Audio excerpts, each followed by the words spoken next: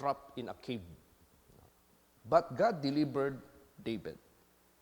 So yun na yung song na nagawa ni David na sinabi dito, I will love thee, O Lord, my strength. Now, sa buhay natin, what cause and what reason for you and for me and for us to love God?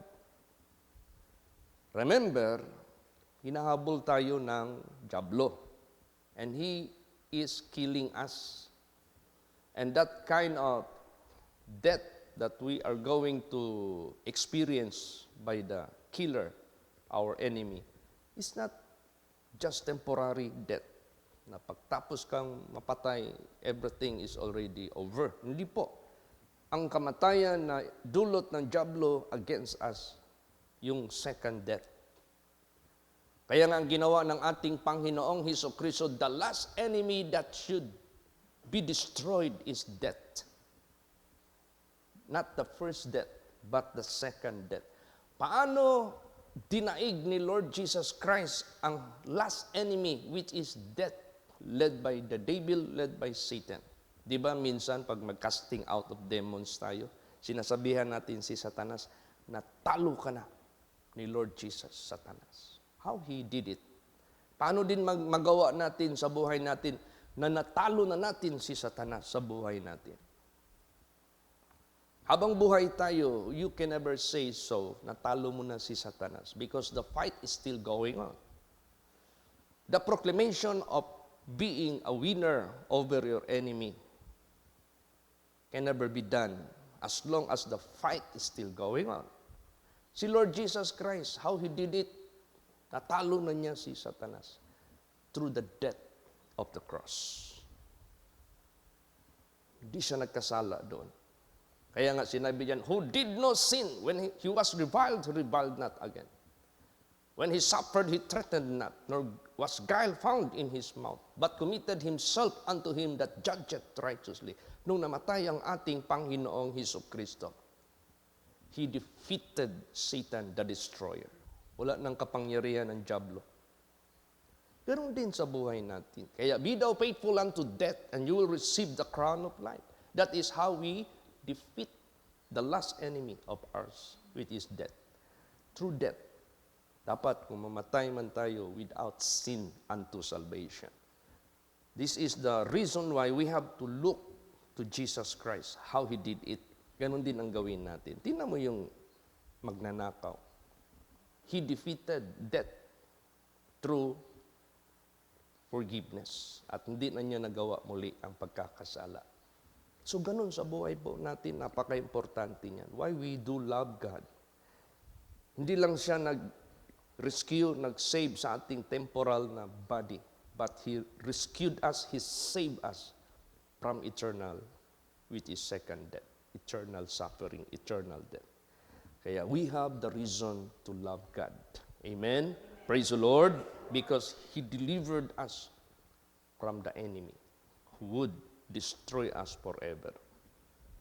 Basahin pa natin ang mga declaration in loving God. Basa, Psalms 116, 1 hanggang 6. Praise the Lord. I love the Lord because He has heard my voice and my supplications. Because He has inclined His ear unto me, therefore will I call upon Him as long as I live. The sorrows of death compassed me, and the pains of hell got hold upon me. I found trouble and sorrow. Then called I upon the Lord, the name of the Lord. O Lord, I beseech thee, deliver my soul. Gracious is the Lord and righteous. Yea, our God is merciful. The Lord preserveth the simple. I was brought low, and He helped me. Yeah. Itong experience ni David was a literal enemies.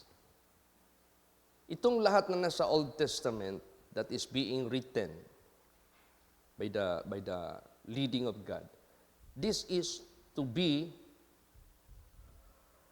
applicable for us in the spiritual aspect. Spiritual aspect. If David was rescued from his enemy, which is Saul, who would like to kill him, Sa New Testament, God delivered us from the enemy, Satan the devil, from the second death. So si David, he described ang kanyang status. Yung sinabi niya dito sa verse 3, "The sorrows of death compassed me, and the pains of hell got hold upon me. I found trouble and sorrow." Yan ang buhay natin, napalibutan tayo dito ng kamatayan. Pains of hell, nararamdaman natin. I found trouble and sorrow. That is the reality of this world. Pero pasalamat tayo sa ating Panginoong Diyos. "Then called I upon the name of the Lord. O Lord, I beseech thee, deliver my soul. Gracious is the Lord and righteous. Yea, our God is merciful. The Lord preserveth the simple. I was brought low, and He helped me." Totoo yan. Brought low man talaga tayo. Because our enemy is higher than us. But He helped us. Praise the Lord. Tinulungan tayo ng ating Panginoong Diyos. So, we have so much the reason to love God. How He spared and rescued us from the hand of our enemy. Na hindi basta-basta yan. Hindi mo yan dama, you might be thinking, di naman gaano malaki ang nagawa ni Kristo sa buhay ko. No, you cannot say so. Kung maintindihan mo lang ang realidad ng napalibot sa buhay natin, kung hindi tayo niligtas ng Diyos, we are brought very low. But, sinabi dyan, He helped me. Wala tayong laban sa diablo, wala tayong kalaban-laban. Tingnan mo yung mga mapasukan naman sa mga espiritu, wala sa sarili yan. Kaya karamihan na nakaka-cast out natin dito. 3 days ang exorcism. After she or he is being delivered, ask her or him, within 3 days, what he can remember. Wala. Wala siyang malala. Because Satan possessed him or possessed her, overcame her or him. Nadaig sila eh. Kaya yung mga pumapatay ng mga tao, pag napossess ka ng masamang espiritu, wala na. Dumilim. Kung mga criminals, sabihin, dumilim yung paningin ko. Not knowingly, I stabbed him many times to his death. Dumilim yung paningin ko. Not knowingly, I killed my wife. Ganon yan eh. Mahirap talaga. We are brought very low before our enemies. But God help us. Tinulungan tayo ng Diyos. So we have so much reason to love God. Ang dami niyang ginawa sa atin na sometimes unnoticed by many. But for us who learn to love God, we should search what He did, what He had done to us. No, dapat natin yan i-meditate, i-consider, para hindi na tayo matinag in loving God. Praise the Lord. Kaya nga sinabi dyan, basahin natin yung common verse. 1 John 4:19. Praise the Lord. We love Him because He first loved us. Yes. Ang tao sometimes, at first, hindi na in love sa'yo. But if you are being loved by someone, then you will fall in love. Mahulog na yung loob mo para iibig din. So ganun ang Diyos sa buhay natin. Why we love God? Why we should love God? Because He first loved us. How He loved us. Nako, sabihin ko po sa inyo, yung pinaka na John 3:16, yan ang pinaka main na content how God loved us, that we should not perish but should have everlasting life. Kaya His love to us is everlasting love. Our love to Him also is everlasting love because we learn from Him. Praise the Lord. Natuto tayo. His love to us is wholehearted, so our love to Him must be wholehearted. Kaya kung hindi pa wholehearted ang pag-ibig ng Diyos sa atin, He should not come. He should not suffer so much for us. Pero lahat yan, indikasyon yan how God loved us wholeheartedly. So we love Him because He first loved us. How do you love Him? You should love Him how He loved you. Paano kanya inibig? Ganon din ang pag-ibig. Kaya nga, love begets love. So, masarap magmuni-muni sa love ng Diyos, how He did it for us, for you and for me. Para yung pag-ibig natin sa Kanya, talagang hindi na matitinaw. Hindi na tayo makukumbinsi sa another suitor. Alam mo yung suitor? Mangliligaw.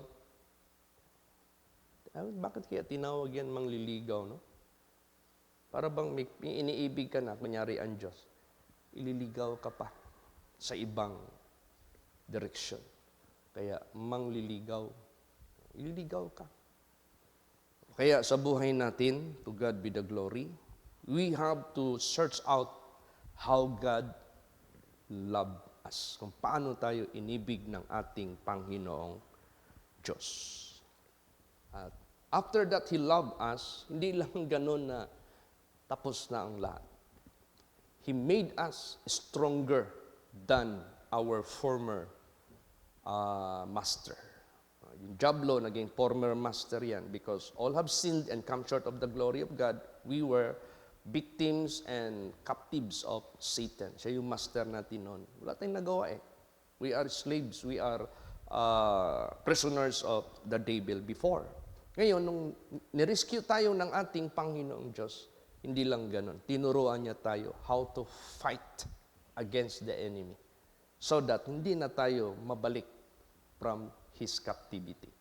Amen? Praise the Lord. Ganon ang Diyos. Kumplito ang ginagawa ng Diyos sa mga mananampalataya sa Kanya. Kumplito ang ginagawa ng Diyos, especially those who learn to love God. Yung natuto ng umibig sa Diyos, talagang i-develop ka, i-build up ka ng Diyos for you to have a complete victory over second death. Basahin natin ang Psalms 18:32. Praise the Lord. It is God that girdeth me with strength and maketh my way perfect. Yes, siya. It is God that girdeth me with strength. Pag nandito ka na sa ating Panginoong Diyos, you are no longer weak. You are no longer weaker than your enemy.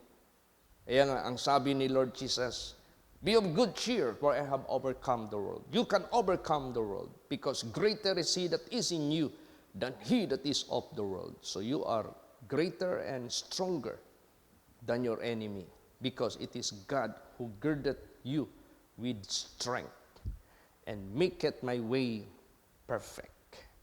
Praise the Lord.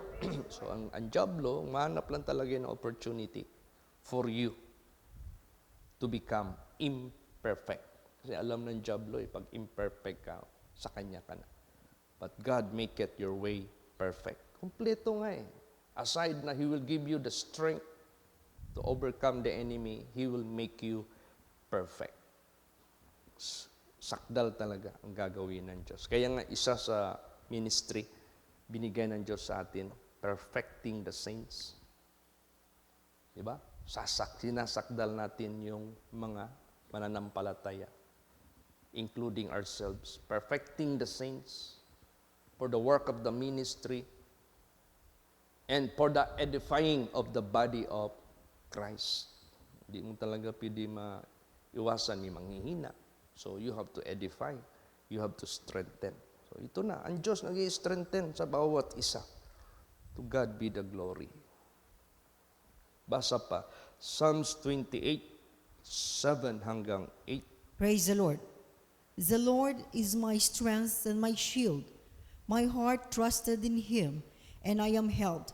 Therefore, my heart greatly rejoiceth, and with my song will I praise Him. The Lord is their strength, and He is the saving strength of His anointed. Yes. Hindi pwede na God is strengthening you, tapos nothing happens. Walang outcome, walang nangyayari. Meron. Ano yon? The Lord is my strength and my shield. My heart trusted in Him, and I am helped. Help. Anong I am helped? You are being assisted. You are being victorious. Na-overcome mo yung kaaway, na-resist mo ang temptation, na-overcome mo yung mga trials sa buhay mo because God is strengthening you.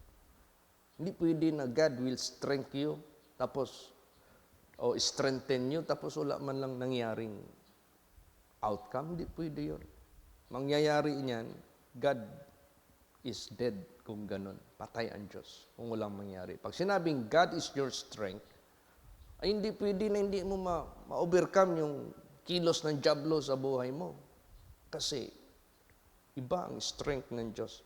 Walang makakapantay. Greater nga siya than he that is of the world. So I am helped. Therefore my heart greatly rejoiceth. Ang taong matagumpay, masaya. Ang taong natatalo, malungkot. Kaya diyan tayo magkakaroon ng katagumpayan by the strength of God. So we should consider that. We must consider that. That is one reason we love God. Praise the Lord. That is one reason we make God our focus. Siya lang yung ating sambahin. And with my song will I praise Him. Purihin natin ang Panginoon. O Lord, the Lord is their strength, and He is the saving strength of His anointed. Pag anointed ka ng ating Panginoong Diyos, God is your strength. God is the saving strength. Tingnan mo yung lahat ng mga inanoint ng Diyos dito sa Bible to do His task, to do His business. Wala. Kahit ilang gera pa ang niranas ni David, there was none of any sword against him na tumama. Si Joshua, grabe yung battle nangyari sa kanyang buhay in possessing the land of promise. Mga giants, mga malalaking mga countries na established na masyado, but none of any single arrow hit him. Wala. So, kung ikaw ay anointed ng ating Panginoong Diyos, He is your saving strength, and He is your shield. Kompleto ka. Touch not my anointed, and do no harm to my prophets. So, lahat mga anak ng Diyos, patuloy tayo mag-claim sa kanyang mga promises. Praise the Lord. And we continue to love God for all these things He made us. Yung ginawa niya sa atin, dami niyang ginawa. He rescued us. He taught us how to fight. He made us stronger than our enemies. Lahat-lahat na yan. O kaya paano dinescribe? If David described the goodness of God to his life, how God rescued him, strengthened him, protected him. Si Paul din, meron din siyang version sa kanyang pag-describe about sa kanyang self, sa pagtawag ng Diyos sa kanya. Basa, Philippians 4:13. Praise the Lord. I can do all things through Christ, which strengtheneth me. Yes. I can do all things through Christ, which strengtheneth me. Bakit? Sa sobrang pressure sa buhay ni Saul, because he was the first missionary to the Gentiles. Hindi mo basta-basta bungguin yung mga Gentiles. They are godless, or they might having gods but idols. Hindi mo basta-basta bungguin yan sila to turn them from worship of idols to worship of God. Hindi mo basta-basta ma-turn yan sila from blindness to enlightenment, from ungodliness to godliness, from worldliness to holiness. Hindi yan basta-basta. Kaya ang daming pressure. Pero nagawa niya lahat successfully through Jesus Christ that strengthened him. So ganoon din sa buhay natin. Ang daming pressure na dumarating sa buhay natin. But we can do all things through Christ which strengthened us. We can do all things successfully victoriously dahil si Kristo ang nagpapalakas sa atin. This is one reason we love Him. Amen? Praise the Lord. Basa pa. Colossians 1:11. Praise the Lord. Strengthened with all might, according to His glorious power, unto all patience and long-suffering with joyfulness. Yes. Hindi mo pwede makonsider na itong strength galing sa ating Panginoong Hesus Kristo. This is just strength, ordinary strength. Hindi po. Imagine, pinapa-impart ng Diyos yung kanyang sinabi dito. Strengthened with all might. Pag sinabing all might, none of the enemies can attack you successfully. Sapagkat lahat ng might or strength i-impart na sa Diyos sa buhay mo. According to His glorious power. Saan mo makikita yung glorious power of God? Di ba nasa langit? And yet He is imparting it to you. And yet He is sharing it to you. So this is not an ordinary strength. Dito pangkaraniwan. Even Satan, you can defeat him. Hindi yan basta-basta. Unto all patience and long-suffering with joyfulness. Pag sinabing unto all patience and long-suffering, these are the fruit of the Spirit na nanggagaling sa Diyos. Yan yung magagawa natin. Alam mo, ang daming tao dito impatient. Hindi makatiis, hindi makahintay, walang long-suffering. That is why most of them fell to their miserable situation. Kumbaga pa, hindi sila tumatagal, hindi sila nakaka-endure. But, with all patience and long-suffering, with joyfulness. Kumbaga pa, luyo sa mga pagsulay, panalangin. Praise the Lord. Luyo sa mga panganod, mao ang adlaw. Luyo sa bagyo, mao ang rainbow. O ibig sabihin yan, hindi pwede na magdaan tayo ng turbulence, hindi tayo makakarating sa liwanag na ating tatamuhin mula sa Diyos. Kaya huwag tayong magtaka. Pag may mga shakening, may mga pagsubok sa buhay, always bear in your mind ang kasunod niyan blessing. If you have patience and long-suffering. Who can do it for you? God. Praise the Lord. Siya yung mag-i-strengthen with all might according to His glorious power. Huwag nating maliitin yung kalakasan ng Diyos. We have to be thankful. We have to appreciate. We have to possess. We have to grab such opportunity na ma-strengthen ka through His might. Sigurado yan. Victory to victory. Last verses. Basa. 2 Corinthians 5:14 hanggang 15. Praise the Lord. For the love of Christ constraineth us, because we thus judge, that if one died for all, then we're all dead, and that He died for all, that they which live should not henceforth live unto themselves, but unto Him which died for them and rose again. Yeah. Praise the Lord. This is the proper instruction by the Word of God.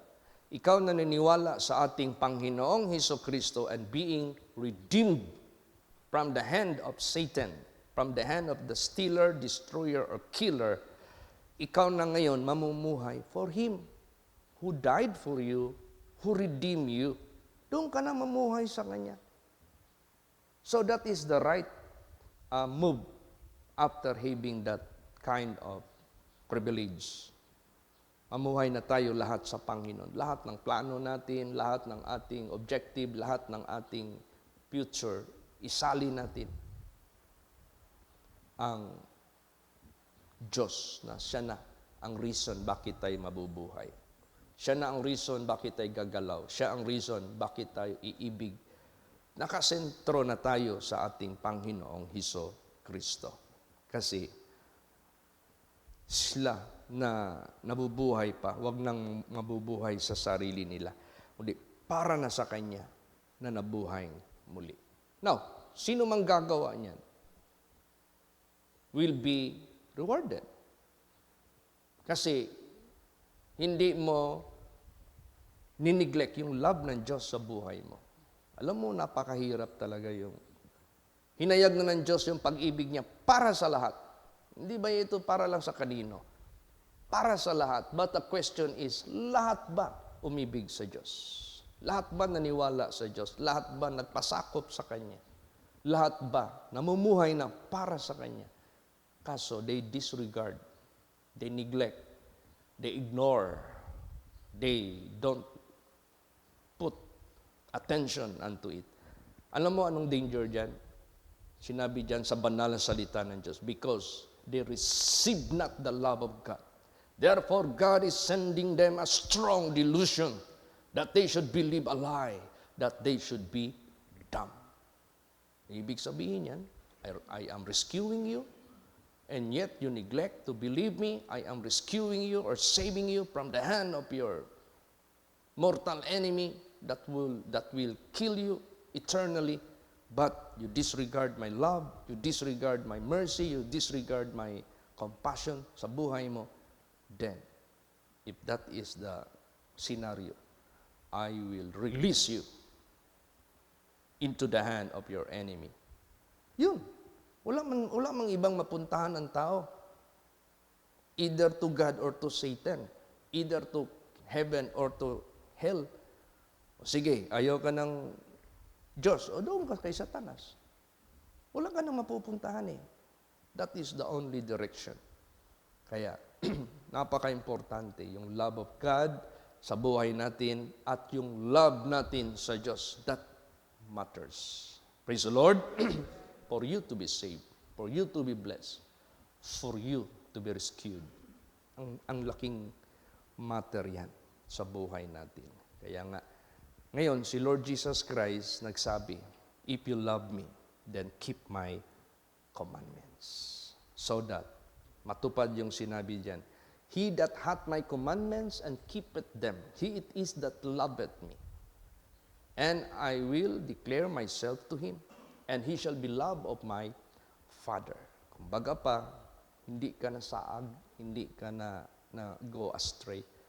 Tama yung direction mo sa pag-ibig mo sa Diyos. You have His words, and you keep it. Yan ang tamang pag-ibig na ating igagawad, irerender sa ating buhay na Diyos. After knowing His love to us, so we have the reason to love Him, and we should know what direction in loving God. We should have the Word of God and keep them. That's it. Yan na. At mamuhay tayo para sa Panginoon Diyos. Hindi na para sa ating sarili. Always remember that. Amen? Praise the Lord. Magsitayo po ang lahat. Magaan po ang tanan. Hallelujah. Akong gihangyo si Sister Susan mag-lead sa closing prayer.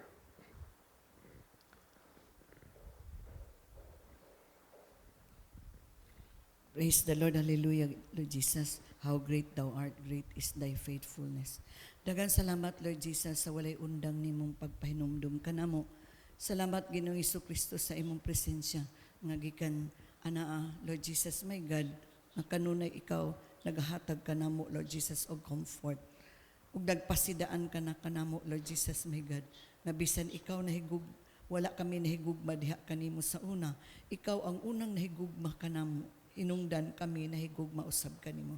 Salamat, Lord Jesus, sa imong pagpakamatay sa krus sa Kalbaryo.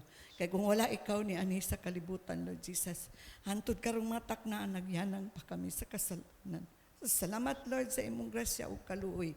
Salamat, Ginoong Jesucristo, sa imong paghatag sa imong anak, Ginoong Jesucristo, na si Lord Jesus Amahan, nga nagpakamatay sa krus sa Kalbaryo aron, Lord Jesus, maluwas kami.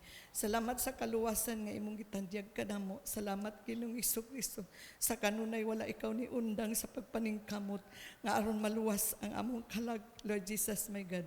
Nga ikaw kanunay, Ginoong Jesucristo, nagahatag og pagtulunan kanamo nga dili kami ma-deceive in the last days, Ginoong Jesucristo, sa imong kaaway, kay naning kamot usab sila, Lord Jesus, sa paglumpag ka namo, Ginoong Jesucristo.